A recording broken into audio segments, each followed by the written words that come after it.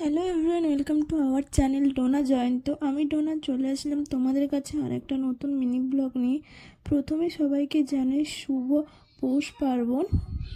ভিডিওটা আমি করেছিলাম পৌষ পার্বণ পিঠেপুলির দিন। চলো ভিডিওটা শুরু করি। ওই দিন ঘুম থেকে উঠেছিলাম প্রায় 8টার দিকে। উঠে প্রথমে বাসি করে কাজ সেরে চলে গিয়েছিলাম চানে। চান থেকে বেরিয়ে আমি গোপাল চান করিয়ে ঠাকুরটা দিয়ে নিয়েছিলাম। ঠাকুরটা দিয়েই প্রথমে আমি খেয়েছিলাম রুটি আর চা। এরপর আমি চলে গেছিলাম রনিকে খেতে দিতে। রনিকে খাইয়ে আমি নিচে চলে আসি। এরপর আমার বরকে দিয়েছিলাম নারকেল করতে, যেহেতু আমি পিঠে বানাবো। আর তিনজন মিলে একটু গল্প করছিলাম। নারকেলটা করার পর আমি নারকেলের ছইটা মেরে নিয়েছিলাম।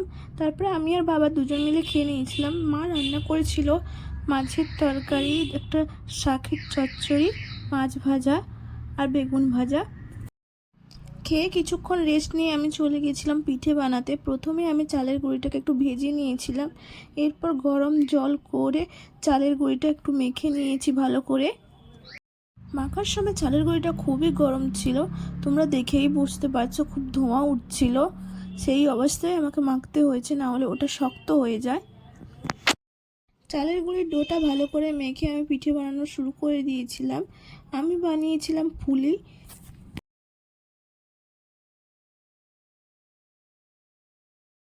এখানে আমি কিছুটা বানিয়ে নিয়েছিলাম। এরপর আরও বানাতে হতো দুধ পুলির জন্য, সেটাই রেডি করছিলাম।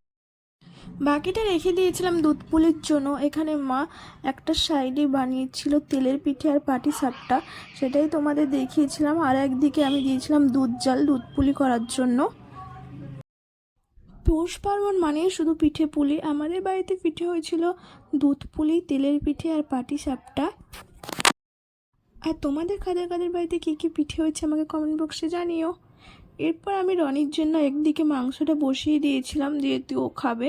তারপরে এক গাদা বাসন পড়েছিল, সেগুলো মেজে আমি বসে বসে একটু পিঠেটা খেয়ে নিয়েছিলাম কেমন হয়েছে টেস্ট করার জন্য।